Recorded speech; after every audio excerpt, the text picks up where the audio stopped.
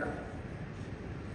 Cette assertion de l'artiste critique d'art Alioune Badiane résume toute la politique culturelle du Sénégal, qui occupe une position centrale dans la construction d'une identité nationale ancrée dans les valeurs de pays, de cohésion sociale, de diversité culturelle, ciment d'une nation unie et forte. En effet, l'État du Sénégal a toujours placé l'épanouissement de l'humain au centre de sa politique de développement. Le président poète Léopold Sédar Senghor est tout à fait allé beaucoup plus loin en affirmant que la culture est au début et à la fin du développement. Aujourd'hui, avec la prégnance des industries culturelles et créatives, ce propos a gardé tout son sens. La culture est la première condition de développement, épanouissement de l'humain. Et les présidents qui sont succédés au Sénégal l'ont bien compris. Secteur dynamique de l'économie mondiale, les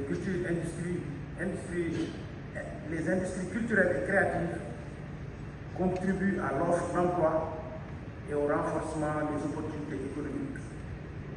Les industries culturelles et créatives constituent un puissant levier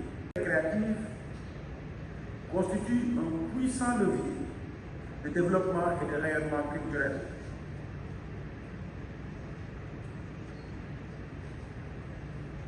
En 2017, le secteur employait 1,14 million de personnes, comme l'a si bien dit M. Pizzani,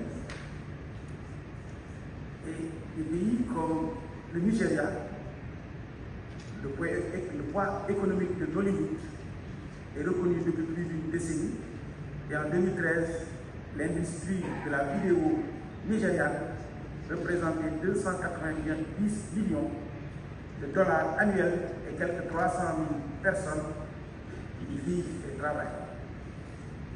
Au Sénégal, la contribution du secteur de la culture dans l'économie nationale, sur la base du PIB en 2014, est de l'ordre de 40 à 50 milliards de francs CFA en valeur ajoutée sur le PIB. Ceci est le résultat d'importantes mesures prises par son Excellence le président Macky Sall pour soutenir, financer, structurer et développer les industries culturelles et créatives. Nous avons pour preuve les différents fonds mis en place pour booster la culture. Comme l'a si bien dit un de mes prédécesseurs, et audiovisuel, appelé FOPICA, qui est doté d'un budget de 2 milliards. Le fonds d'aide à l'édition, avec un budget de 600 millions de francs CFA. Le fonds de développement des cultures urbaines, doté d'un budget de 600 millions. Conscient donc de l'impact des industries culturelles et créatives, le président de la République, son Excellence M. Macky Sall, a pris la décision de faire évoluer le fonds de développement des cultures urbaines en fonds de développement des cultures urbaines et industries créatives, avec un budget de 1 milliard de francs CFA. Ce fonds aura pour principal objectif de structurer les industries culturelles et créatives. Dans la même veine, l'État du Sénégal, qui constitue le premier contributeur de la Biennale des arts contemporains de Dakar, a augmenté sa subvention.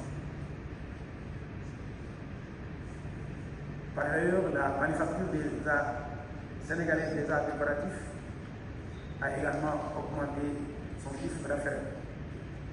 Il est aussi important de souligner la promulgation de la loi sur la statut de l'artiste a également augmenté son chiffre d'affaires.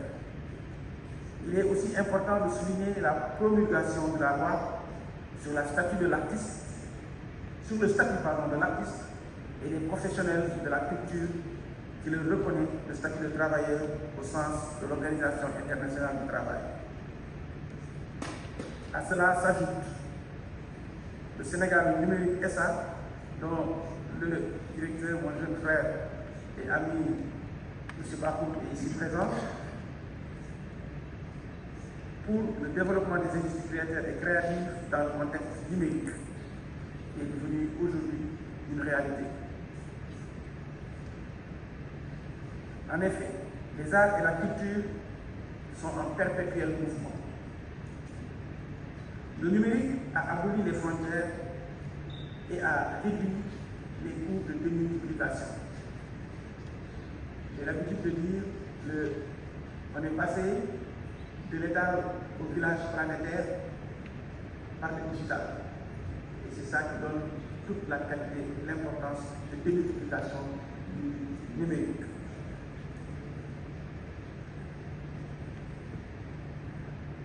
Et dans tous les domaines, la place du numérique devient dominante, en ce sens qu'il relance le débat sur les politiques culturelles, les droits d'auteur dans les industries culturelles et créatives en Afrique. Nous en sommes conscients.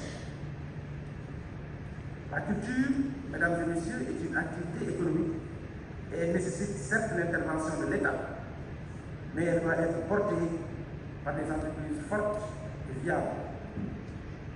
C'est pourquoi je veux profiter de l'occasion qui nous est donnée pour rendre un hommage mérité à M. Dussoubou, qui est un pionnier des industries culturelles et créatives au Sénégal, mais en Afrique.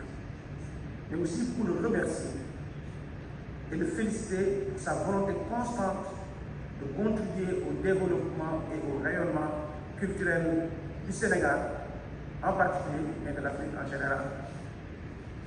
Monsieur le Président de la Fondation Youssou, chers collègues, votre engagement pour le développement du Sénégal, son rayonnement et celui de l'Afrique, par votre musique en bandoulière, reste de nos jours l'un des terreaux les plus fertiles pour que l'Afrique puisse asseoir son leadership dans le concert des nations.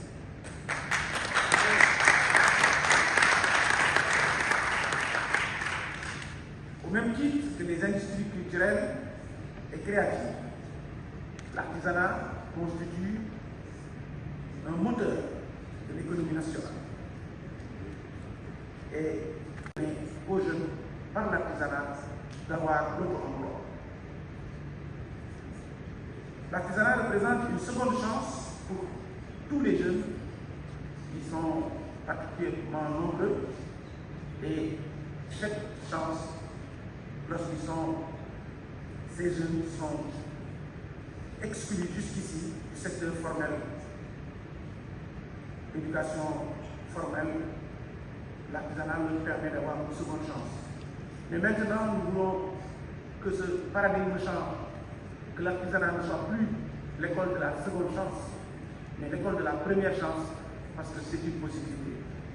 Aujourd'hui, dans certains pays, comme la France, la plus grande richesse en France, le plus riche, c'est LVMH. Donc l'artisanat est pourvoyeur de richesse. Et c'est le lieu aujourd'hui d'inciter les jeunes à croire à cet artisanat et beaucoup plus à s'investir dans cet artisanat, car c'est non seulement un moteur de création de richesse, mais aussi un moteur de création d'emplois. L'artisanat est le premier créateur d'emplois du Sénégal, avec 1 450 000 acteurs. Il est par ailleurs le premier formateur par l'apprentissage.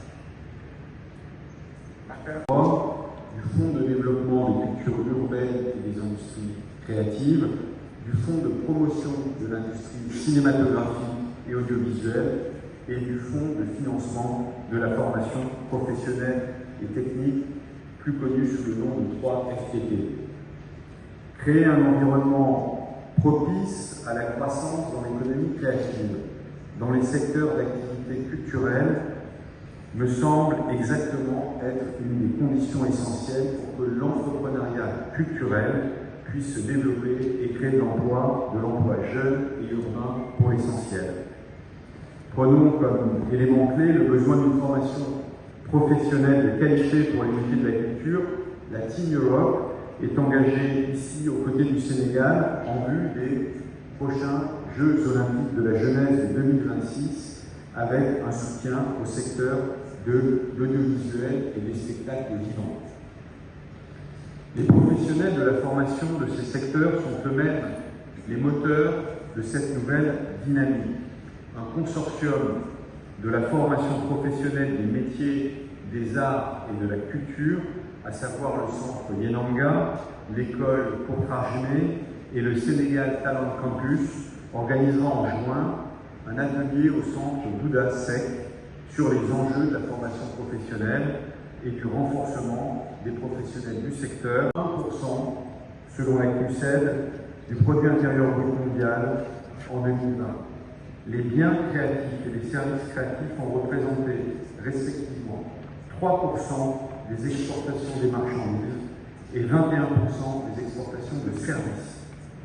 De surcroît, les secteurs de la culture et de la création absorbent environ 6% de l'ensemble des emplois, 30 millions, 50 millions, c'est le chiffre que j'ai, qui correspond à la tendance que vous indiquez, 50 millions d'emplois dans le monde, et ils comptent plus de jeunes personnes entre 15 et 30 ans que les autres secteurs.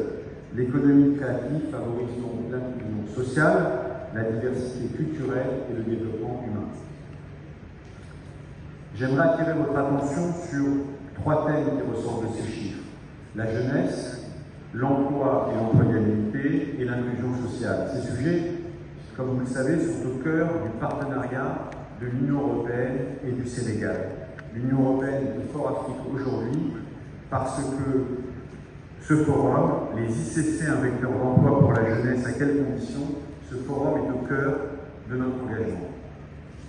Notons que le Sénégal est déjà pleinement engagé dans une dynamique de structuration des industries culturelles et créatives. Pour ne citer que 3 organismes essentiels, permettez-moi de saluer la part et du renforcement des professionnels du secteur pour établir un dialogue public-privé qui soit durable.